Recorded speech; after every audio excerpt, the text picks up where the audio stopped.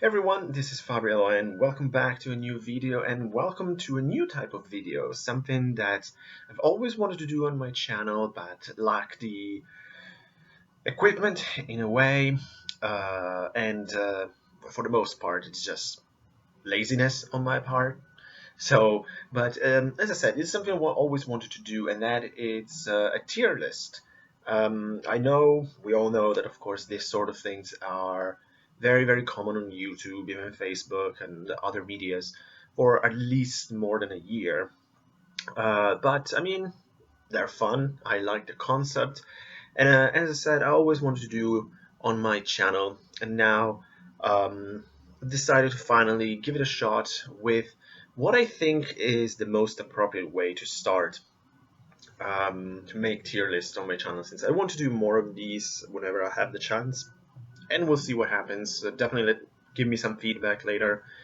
Not really if you agree with the choices I'm going to make, because the beauty of these things is they're very, very subjective, but the concept itself, I mean. So for this first iteration of me tier listing something, I decided to go for a franchise I've always greatly enjoyed, and that it's Star Wars. So I'm going to rank Star Wars movies and TV series from like my favorite to my least favorites, and put them in the order, since we all know how tier lists works. And yeah, I hope you guys will enjoy this. Um, have fun. So here we go.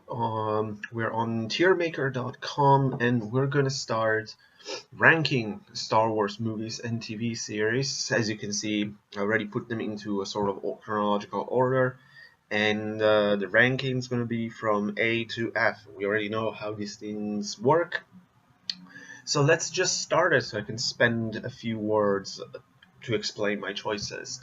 So, of course, we're going to start from the beginning with the original 1977 Star Wars Episode 4 A New Hope. And that is going to be right here. I love the original movie. It's a timeless classic. Mm, though, even though I think by now it shows its age and all the budget limitations, it's still so charming. And after all, it's the movie that started this entire global cultural phenomenon that is Star Wars. I saw it when I was very young. Probably the first time I saw it was 1990, 1981, and very dramatically, my life hasn't been the same since. Star Wars immediately has become one of my favorite thing in the world. It truly opened my mind to storytelling, to science fiction. Even though, to be technical, I never really consider Star Wars sci-fi, because it truly falls to me into the realm of science fantasy. Uh, just details, but important details, of course. Also, I always loved the simple yet very recognizable themes of the original trilogy, which are every archetypal themes from stories and tales and mythology, just put into this science fantasy context, and it worked perfectly. As I said, like, we all love this movie for a reason. Even though I think there are better movies within the series, it's still a great watch. I will never get tired of it, and I will always go back to watch the original movie. Next, we have Empire Strikes Back, and I am one of many who consider this to be one of the best Star Wars movies. Absolutely loved it. This is how you do a sequel, or more specifically, how you do a middle chapter of a trilogy. Everything flows very well. The pacing is excellent, the acting is great, the story gets much darker and more serious, the stakes are higher, and in particular, since I watched it for the first time, I absolutely love the journey of Luke Skywalker in this movie. From once he reached the planet Dagobah, from when he moved, he stopped his training in order to save his friends on the Cloud City and face Darth Vader for the first time. And that duel, it's still one of my favorites in the entire series. It might not be as over the top as later Star Wars lightsaber duels, but the intensity and the emotions were so strong during that encounters that I remember the first time I saw it again. I completely I was so tense that then you forget to breathe or to even gulping it was amazing. Still remember very well the twist that we all know the twist, quote unquote, but at the time, I mean, it was a big deal. I mean, you did not see that coming technically. So, and I absolutely love Empire Strikes Back.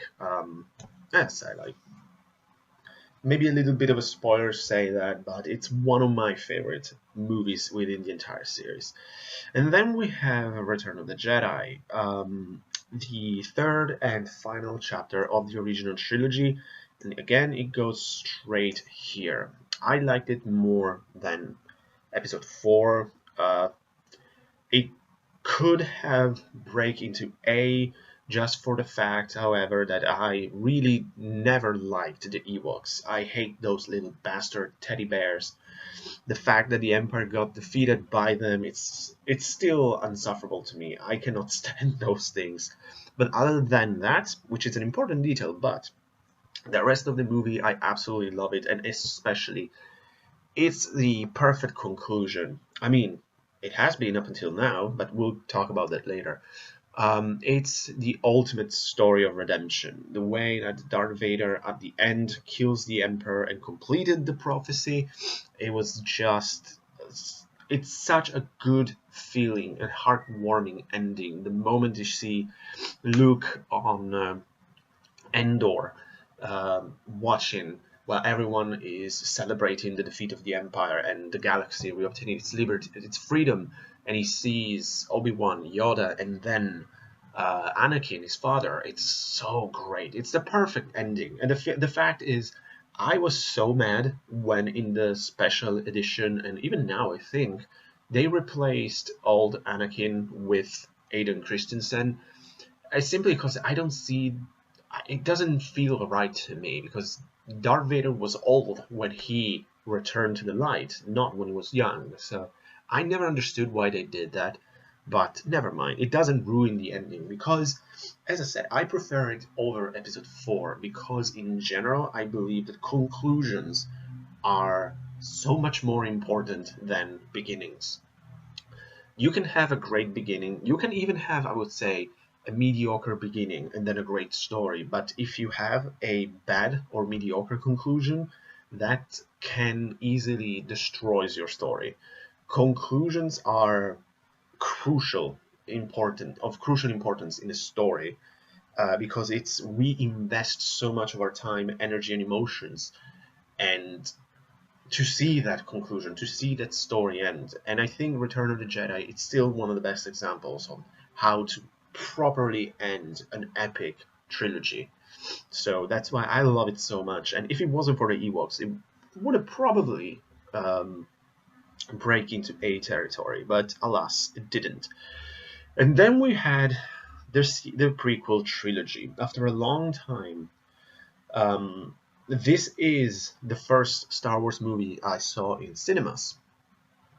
And the idea of a new Star Wars movie was a big deal, was huge, of course, because by now everyone my generation had experienced the movie. We grew up with them, we loved them, and we were all obsessed with them. So I remember that basically half of my classroom at school, I was in middle school at the time, we all rushed to the cinemas day one to watch The Phantom Menace. And it's an understatement to say that these movies are very divisive. However, personally, I am not one of the haters. I actually like the prequel trilogy. I always did. And for this reason, Phantom Menace is gonna go here, right in the middle. Because, yes, there are issues with these movies. Yes. Oh my god, Jar Jar Binks is very annoying. Yes. It didn't break the movie to me. I mean, I was a bit perplexed to have a character like that, but it didn't break the movie, as I said. It was annoying, but I just ignore it. Because this movie has a lot of good stuff going on and a lot of great elements. For example, just to name a few, Liam Neeson as Qui-Gon Jinn is amazing. Ewan McGregor starring as young Obi-Wan Kenobi is phenomenal, both here and the rest of the prequel trilogy. Is so good. He's so good. It is one of the reasons to enjoy these movies. The lightsaber duel at the end between Qui-Gon Jinn, Obi-Wan Kenobi, and Darth Maul. It's probably not the best, but easily I would say top 3 lightsaber duel in my opinion. Probably number 3. Because Luke, Darth Vader in Empire Strikes Back, it's the emotion. It's so strong to me. I always enjoy that much. But this one in Phantom Menace goes at number 3 because, like, primarily, like, the stunts were incredible. I mean, if you watch like the original trilogy, lightsaber duels, and then the prequel trilogy, they're night and day. I mean, they're insane in episode 1, 2, and 3. And also, of course, the music, that soundtrack, that choir, like singing in the background while those 3 Jedis are just fighting, doing all the flippy shit. It's amazing. And like the final battle in general, it's great. The race, it's amazing. I loved it. Yes, the kid actor is annoying because, let's be honest, 95% of kid actors are annoying. So yeah, Annie, it's very annoying, but you have to start somewhere because these movies are all about the journey of Anakin Skywalker. So you have to start from the beginning when he was a kid because that's where his journey started. And it's great. I love it. There are, as I said, there are a lot of great things about this movie. For example, I love the politics because they make the universe feel more real, feel more alive, and it's kind of like Mass Effect of this like big sci-fi stories. Once you have good politics, I'm more invested. I like the universe more.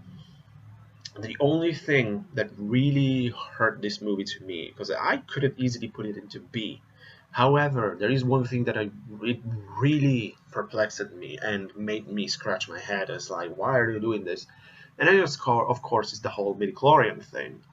I was, as I said, perplexed because, hey, why are they explaining the Force?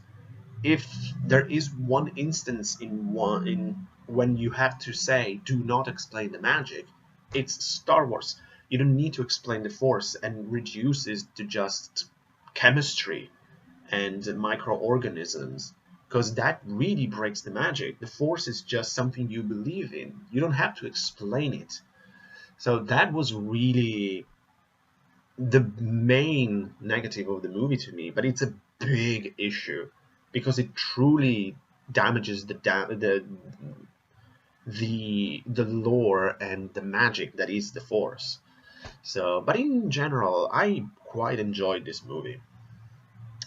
And next, of course, we have Attack of the Clones, episode 2. And even though I said I like the prequel trilogies, this is obviously the weakest one, and it goes straight into D. Though, to be honest, there are a lot of things that I enjoy about this movie. The negatives, however, are really in the forefront, and that's a problem. However, let's talk about positives first. For example, I like the beginning of the movie, the investigation, Obi-Wan's mission. At the beginning, it feels almost like a sort of sci-fi take on a film noir. When they're in the bar, there's that iconic scene with the drug dealer. That it's like perhaps one of the funniest line in the entire series. I laughed my ass off when I saw that. But then, for example, Count Dooku, it's top tier villain to me within the series, almost as iconic as Darth Vader personally, because like the always awesome Christopher Lee truly made the character special. The clones are awesome. The final battle is fantastic. So a lot of positives, but as I said, the negatives also, like another positive, Jango Fett is a really cool, like, villain anti-hero. Not really, he's a villain, but really cool character. But the negatives, as I said, are really in the forefront. Primarily, the biggest problem of the movie, Hayden Christensen acting. I'm sorry, but in here, he was. It didn't work. It was really apparent to me that it was quite green. Um, at times it feels like a spoiled brat, and then when he's trying to be angry, as said, it doesn't work to me. It's very nails on the chalkboard at time. It's not a good performance by him, and I'm not saying that he's a bad actor, because as we'll talk later, there are moments when he's great, but not this movie. And of course, my biggest problem with this is the love story between him and Padme, because mainly I don't know, it's the acting, the bad acting, the script, the directing, the combination of all of the above. It really felt and still feels awkward and forced, stiff, and weird, considering how fundamentally important the love story between these two is important within the universe. They should have spent a bit more time and attention to it, not made it one of the worst thing about the entire series. So yeah, as I said, not too many negatives, but these are very important, considering the screen time of Anakin, when for the most part the acting is bad, and then the love story, which is the most important element, basically, story-wise, within the movie and the series, is like, oh my goodness. So, as I said, overall, not the best movie. There are good things about it. There are good elements. However, it needed more work. Let's just say this. Next, we have the Clone Wars movie. And yet again, I'm kind of torn where to put this.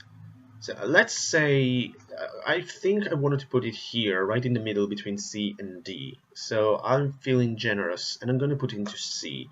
It's not terrible, it's not great either, but there are positive things, like it's the genesis of the Clone Wars series, which is a great thing. It introduces the character of Ahsoka Tano, who is one of the best characters in the Star Wars universe, of course. But here she was just being introduced, so she seemed like an annoying young girl, blah blah blah. But of course, she needed time to develop the character, something that will happen during the Clone Wars series. The animation was weird at first, and like the Clone Wars series in general, it's something that you get used to it. But in general, either you do or you don't. In a way, it's not for everyone, animation-wise. It's a bit weird. I'll admit it. I was a bit weirded out by it, but it kind of progressively grew on me. And then by the end of the series, I could not imagine this sub-universe without this weird animation. But overall, it's a quite enjoyable movie. I absolutely don't mind it. So after the Clone Wars movies, we're going into the Clone Wars series, which I'll be honest, it's one of my favorite Star Wars thing in general. So it easily goes here. I loved it from the beginning. It really expanded the universe to a degree that I didn't think possible. It introduced many great characters and develops them so well. Even secondary characters like from Jedi Knights, Masters, or Padawans, even the clones are well developed, which is incredible. So it's truly one of the best material ever turned out by this with the Star Wars name. It's truly, truly special. Like if you've never seen the Clone Wars series, I cannot recommend it enough. The animation might be a sort of turn-off for something, but for someone, but the story, it's so good. The characters are so amazingly well developed. It's if you like Star Wars, it's a must see. So, yeah, I mean, I cannot spend enough good words with this product because, like, I really want to watch it again. I already watched it from beginning to end at least twice, and there are like 5 seasons, and I think there is also a sixth one now on Disney Plus, which of course I haven't watched it, but all the way to the final DVD season that I have, it's just phenomenal. A constant like good storytelling within the Star Wars universe. So what else do you need? Because with so much material, they were able to expand a lot of the characters introduced by during the prequel trilogy and correct basically all of the issues from the previous movies. So it's just amazing. And speaking of amazing, we have episode 3, Revenge of the Sith. And this, ladies and gentlemen, is my favorite Star Wars movie. I loved it. Since the first time I saw it, I couldn't believe that how much I enjoyed this movie. It's the perfect it's just perfect where it is within the Star Wars progression because the first 6 movies are all about one character, and that is Anakin Skywalker. It's all about his journey, it's all about his fall and eventual redemption. And it's just great. That's the reason, because of this movie and the later developments that he received with the with the Clone Wars, Anakin is my favorite Star Wars character. He's just phenomenal. And in this, but I would say primarily because of this movie, the fall part of his story, it's told so well. Actually, to all the people giving shit to the prequel trilogy, I don't understand how can you criticize this movie. It's just brilliant. I love how dark it gets. Yes, oh my god, Anakin killed some younglings, but that's the point. That's how far he has fallen to the dark side. And again, we all, myself included, up until now, gave Kristen Hayden so much shit.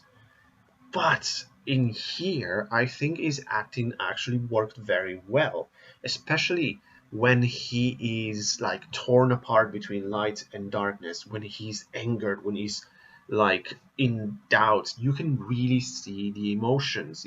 I think the acting actually is pretty good on his part here, especially when he's angry, especially when he's frustrated. It's just great. I mean, from episode 2, it's night and day. I think it works so well. Again, in here we have one of the action, because before I said like the lightsaber duel in episode 1 might be number 3. However, in here there's also one of the best duels of all time, which is between Anakin and Obi-Wan, because the stunts are fantastic, but then that music and the emotions and the combination of all of this made it for potentially the best lightsaber duel in Star Wars history. It was just insane to watch this in cinemas. It's still insane to watch it on DVDs.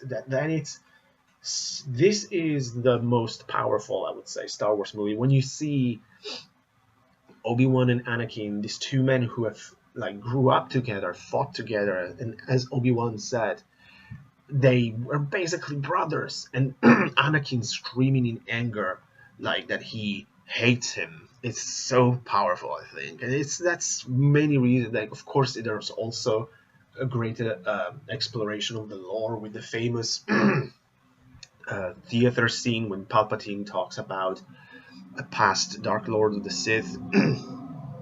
So much great stuff in this movie, and that made it my personal favorite, and still is. Even as much as I love Empire Strikes Back for its classic, but personally, this is just perfect. the perfect fallen hero story that opens up the original trilogy for the redemption part. So fantastic movie, easily my favorite in the whole series. And then we'll move to the sequels. After a long time, since episode 3, next we had the Clone Wars technically. So I'm following, as you can imagine, a sort of in-movie chronology here. But after many years, rumors of a new Star Wars movie were starting to emerge, and all of a sudden, boom, a new Star Wars movie was in the works. My hope was that they just made a whole new story. I say, please do not make episode 7. Please do not make episode 7. And of course, everywhere you see Star Wars episode 7, it's coming. It's going to continue from where Return of the Jedi ended. And I never like that. I say, why continue the story? Return of the Jedi wrapped everything up perfectly. You don't need to continue the story of the Skywalkers. You don't need to continue. You don't need to continue that story. Just do something new. Because I'll be honest, I'm saying do something new, yes, but in my heart, what I really wanted was the movie versions of Knights of the Old Republic. Because in the meanwhile, I also play those. And again, it's not included here, but that would be like S tier, actually, Star Wars material, because Knights of the Old Republic 1 and 2 are potentially the best Star Wars material ever made. Insanely good. So an honorable mention, you can say. But I accepted the fact that, okay, they're going to take the super easy route and just made sequels. Hopefully that will make sense, but we're in for a treat here. So, at first we have Force Awakens. Naturally, I went to see it day 1 with a couple of friends. We were all ecstatic. The cinema was packed. Everyone was cheering.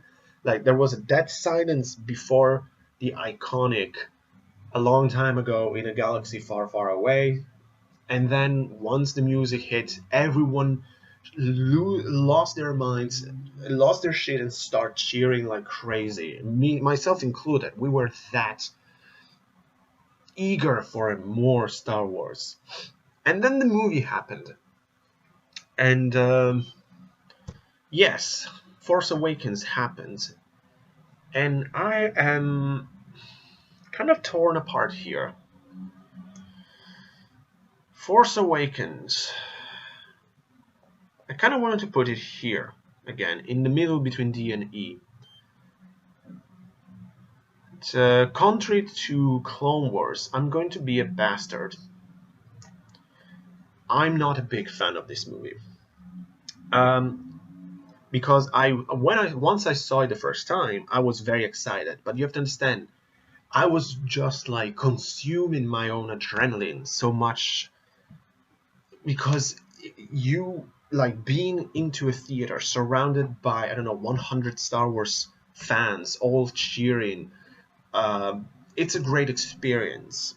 But once you start talking about it, talk about the movie with your friends and thinking about it, I was already thinking, this is just a glorified remake of episode 4. There's nothing new. There's nothing substantial here, to be honest. And in this movie's defense, there are a couple of interesting ideas here and there.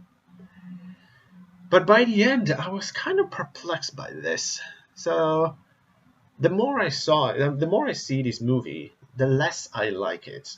It looks great, of course, because it's a multi-$100 million budget. So of course it looks great. That's not an argument to me. It didn't do much, and especially as I said, the more I like it, the less I like it. The more I watch it, the less I like it. So yes, I'm not a big fan of Force Awakens. As said, there were interesting elements. but the similarities with episode 4 were just too strong in a way that, because they said they're not going to touch and make anything out of the Old Republic because they want to develop original ideas, and then they made this movie, I mean, I feel insulted because there's nothing original about episode 7. So I was not that impressed. Next, we have, I don't remember if chronologically it was exactly here, but I think it was here-ish, and that is Star Wars Rebels, the first animated series since the Disney buyout. And this was a big surprise. At first, I really wasn't, because like my expectations were very high, since I'm as you can see, I'm a huge fan of the Clone Wars series. So when I saw the animation, I wasn't impressed. But I decided to stick with it, give it a chance to see. Let's see at least the first season and how it goes. And the first season was great, and then the more I saw it, the more I liked it. And by the end, Star Wars Rebels completely captured me, and it's amazing. So it easily goes to the top of B. Excellent cast of characters. The voice acting is great. The story is excellent. The character interaction is top notch. The development is great. I mean, Rebels is again a must-watch series. It's super good. I loved it. By the last season, I was completely in love with it. There are some very powerful moments and unforgettable characters. Easily the best material they managed to create since the Disney buyout. Next we have Rogue One, because they introduced the concept that you have to have a Star Wars movie every year. And I never liked this idea. In fact, as I mentioned at the beginning, I'm still suffering from Star Wars fatigue because I never wanted a Star Wars movie per year. However, this was just the beginning. So the year following episode 7, you see, I called it episode 4, not even on purpose. It's just episode 4 on steroids. So the following year, they released Rogue One. And this is easily the best movie out of the sequel period. No doubt about it. So it's gonna get a solid top C. Again, technically I would put it between B and C, but since I can't, it goes to C because this is just a glorified spin-off. But it's great. I love the atmosphere of this movie. There are no Jedi, with the exception of the ending of the movie, which is the best part of it, and it features Darth Vader. So again, the nostalgia, it's so strong. But that scene with Darth Vader, which it looks like a horror movie, he's just going slowly as a slasher villain, chopping down defenseless soldiers with this guy screaming like, help me, help me. It was priceless. That scene alone was worth the entire movie. But this would make the rest of the movie injustice, because Rogue One, it's very cool. I really enjoyed it. So it's a great movie. However, it's a great Star Wars movie. However, it's a spin-off. It's complete filler. It's just like you can easily skip this. But if you want to know how the rebellion get into possession of the plans of the Death Star, which is at the genesis of episode 4, you can watch this movie. Because it ends immediately before the beginning of episode 4. So a great spin-off. And it was a great movie while we were waiting episode 8. And then episode 8 happened. The Last Jedi happened. And I'm not going to waste your time. I hate The Last Jedi. Absolutely the worst Star Wars movie. Primarily because, to me, this movie, from a storytelling perspective and as a sequel, it's just an abomination. as mentioned, I'm not a big fan of Force Awakens. However, as I said, Force Awakens had some interesting ideas that could have easily been picked up by a sequel. However, they decided to ignore all of it. Like, why? But then again, there are so many things that go nowhere, and like as I said, like storytelling elements that make no sense. This movie was a disaster. I was already kind of perplexed the first time I saw it day one in cinema. But then the more I watch it, the more perplexed I was. It's like, what are they doing? There are so many parts and scenes that completely left me baffled. Um, from Luke tossing the lightsaber, from Leia Mary Poppins her way into the spaceship. The whole plot of the movie, basically, this slow chase. I mean, the part into the casino. I mean, I really don't like this movie. The only part that I enjoyed, kind of sorta, was the end. In a way, like the quote unquote duel between Luke and Kylo Ren was fun. But nah, no. This movie, it's such a mess. I really don't like it. And oh, speaking of a mess, we have Solo, a Star Wars story.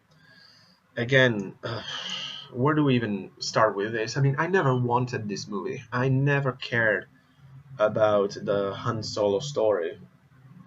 I was hoping that by that point, people interest had moved, but Disney insisted they made this movie. We know there were so many problems, and I mean, it's not the worst thing ever made. It's not god awful, but it's just it's such an insignificant little movie. Uh, it's mediocre at best, nothing more. I saw it in cinemas. Yes, I didn't boycott this movie because I said there's nothing else to watch. Let's go watch. Also, a friend of mine wanted to watch it, so we went together, and there are interesting, decent things about it. But in the grand scheme of things, as I said, it's a quite bland and insignificant Star Wars movie. I don't hate it. I don't have much of an opinion because I'll never watch it again because it doesn't really need to be watched again.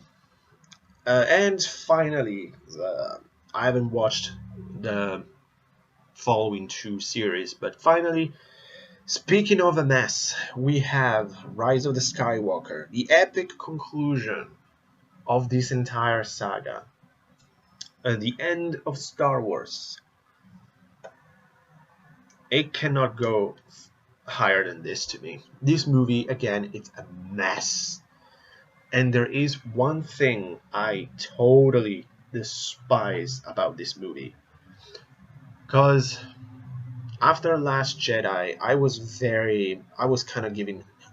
giving up hope with Star Wars. I was saying, oh my goodness, what are they going to do now? Because all of the problems in Last Jedi needed to be corrected somehow. So the task of J.J. Abrams, who is, in my opinion, already very overrated. So I would say the Star Wars is kind of fucked. But let's give the guy a benefit of the doubt. Maybe manage to make a decent conclusion at least. Because as I mentioned earlier, I give a lot of weight and importance to conclusions. So this was very important. I don't like this sequel trilogy, but it's like I hope we're gonna have a decent conclusion because this is going to be the end of this entire story. So it better be good. It wasn't good. It was again okay, mediocre at best.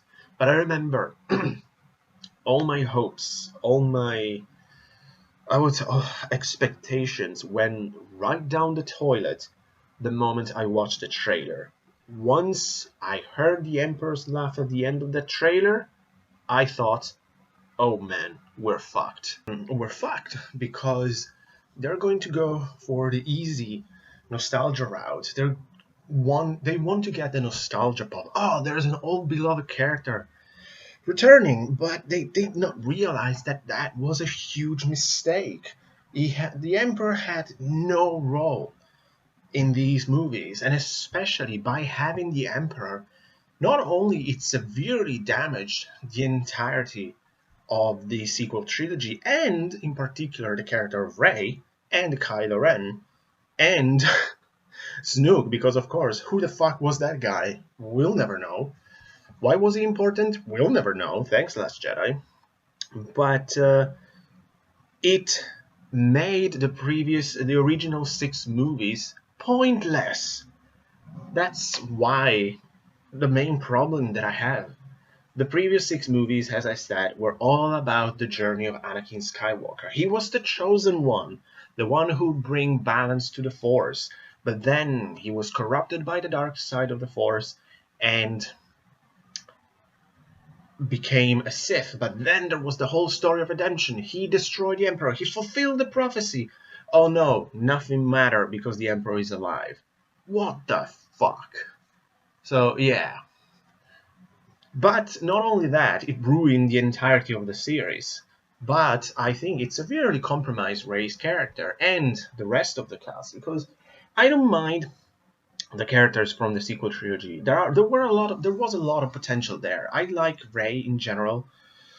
She was a bit annoying at times, but other than that, she had a lot of potential. I didn't mind that she was a Palpatine. Not at all. It was a kind of an interesting reveal. But with the fact that the Emperor was still around made this reveal kind of insignificant. It's like, yeah, sure, she's his niece, so... it kind of ruined the whole story of Kylo Ren, the best and most interesting character in the entire sequel trilogy, who I think should have been the main character, like his story of redemption again. You already done that for Darth Vader, so it wouldn't be a good idea to do the same thing again, but it always works. Plus, I like the relationship and between Kylo and Rey, to be honest. I don't mind that, other than the weird romance in Last Jedi. The antagonistic thing in Force Awakens, and especially in Rise of Skywalker, by the end, it's kind of interesting. It would be cool they would have done a double turn in a way, so which it's kind of sorta what they started to do, but then they threw all of that down the shitter when Kylo got killed, because why not? They should have done Rey being tempted by the dark side and Kylo save her. That would have been a nice dynamic, because she kind of did that for him, and next he would have done the same for her, or something like that. I would have preferred that, but get the Emperor the fuck out of these movies. He ruined everything.